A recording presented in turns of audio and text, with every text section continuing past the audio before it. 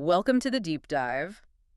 So our mission today is to really get into the bedrock of psychology. We're going right for the core attention. Right. That constant struggle between psychologies, uh, urgent need to be a rigorous, predictable science. And on the other hand, the sheer, messy, subjective reality of the human experience it's trying to map. Exactly. And that tension is everything. Yeah. I mean, if you're looking to get informed on this quickly, you have to get both sides. You need that empirical scaffolding, the data, the theories. All the hard science. But you also have to appreciate that when that data meets an actual person, it's interacting with unique values, with their history. Yeah. Things that just resist being completely quantified. Right. And we've got a pretty robust stack of sources for this. Everything from academic texts on scientific methods and ethics to, well, deep philosophical critiques of clinical practice. And even some neuroscience on consciousness. Yeah, so we're really moving from the lab bench all the way to the therapist's couch. Okay, so if psychology is going to be taken seriously, if it's going to be more than just, a sophisticated opinion, it needs standards.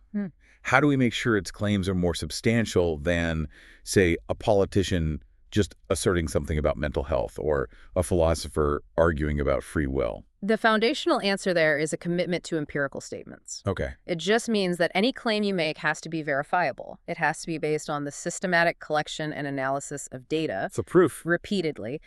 That rigorous standard is what separates psychology from just, well, simple observation. And once you have all that data, you can't just have a million disconnected facts. You need some organizing principles. And that's where we get the idea of a theory. Right. Theory is so crucial because it's not some ironclad law. Think of it more like a highly polished lens.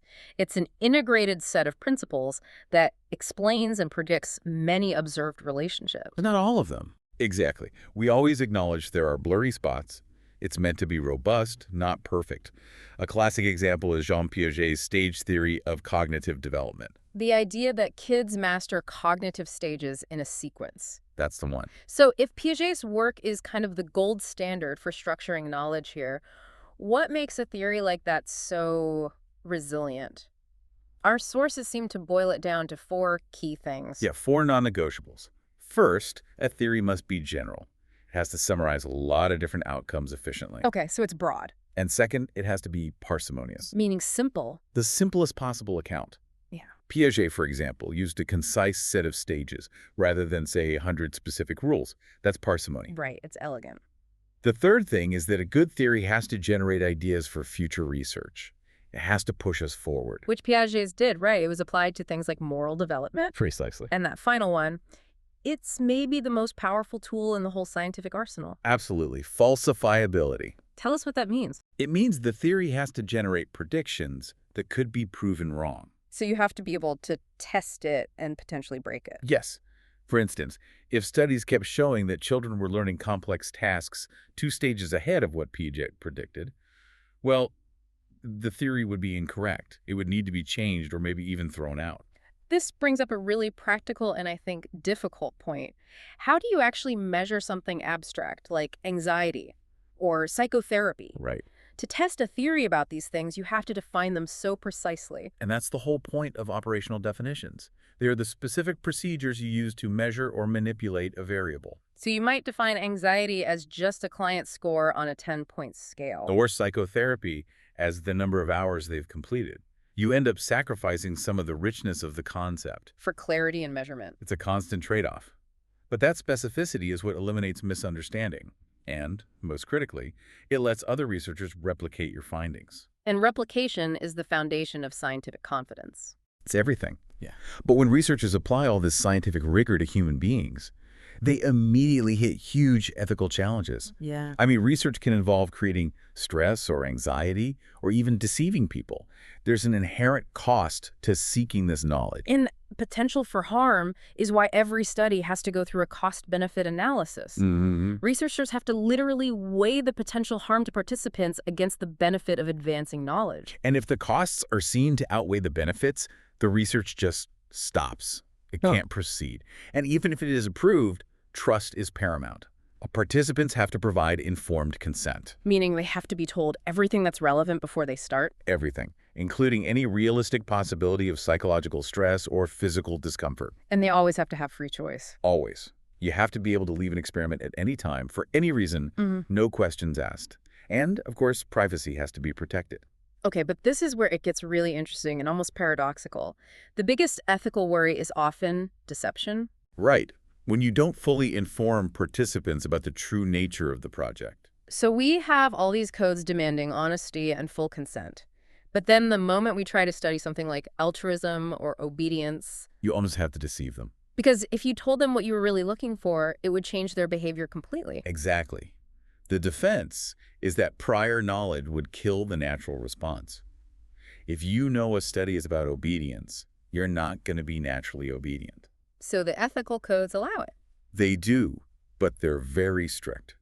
They always require researchers to first consider very explicitly how the research could possibly be done without deception. It's a last resort. And there's a cleanup tool required afterward. Yes, the debriefing. You absolutely must, after they're done, fully explain the real purposes and procedures. And you have to make sure any harmful after effects like frustration from being misled are completely gone. Okay, we've set up the need for scientific rigor and the ethical guardrails. But now we come to the essential pivot. The big one. Everything we've talked about, the data, replication, ethics, it kind of hits a wall when it confronts the sheer, messy subjectivity of a person's mind. That pivot is the defining challenge of the whole field. We really have to work with two realities. First, there's the objective perspective. Facts, measurements, things that are verifiable and stay the same no matter who's looking. The patient's heart rate is 95 beats per minute. Exactly. And then you have the subjective perspective.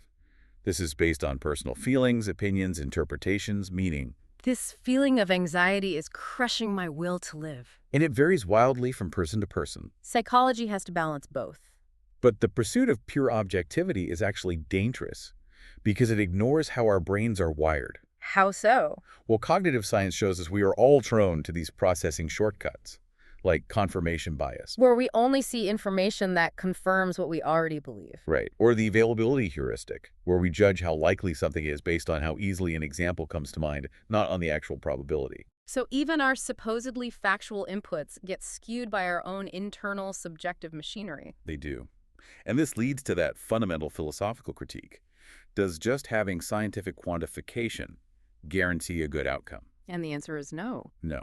Knowledge about pain circuits can be used to inform torture. And even with good intentions, a scientific focus can lead to medicalization. Where we start pathologizing normal parts of human life. Yes, the concern with pathology becomes so extensive that grief becomes clinical depression, or shyness becomes a social anxiety disorder. It can cause suffering by making people fear normal existence. And you see this tension most acutely in clinical settings. There's a big push for evidence-based practice, EBP. Which is a good thing, in principle. Of course. But the way it's sometimes implemented, it risks collapsing the distinction between the science, the general research data, and the unique, complex individual sitting right there in front of the therapist. It risks regulating treatment based only on what general research says and ignoring the actual person. Which brings us to this other kind of knowledge, Aristotle's concept. Phronesis, or practical wisdom. Practical wisdom, that's a fantastic concept. How does that contrast with the standardized EBP approach? It's a direct contrast with what Aristotle called techne. And techne is? Techne is the knowledge for producing standardized results. It's like following a manual or an algorithm. It tells you how to do something. Okay. Phronesis, or practical wisdom, is the knowledge you need to assess the aims, to figure out the good outcome, and then select the right action in a specific, messy, context-dependent situation. So phronesis isn't just about knowing the manual. It's about knowing when to set the manual aside for the good of that one unique patient. That's the essence of truly individualized treatment.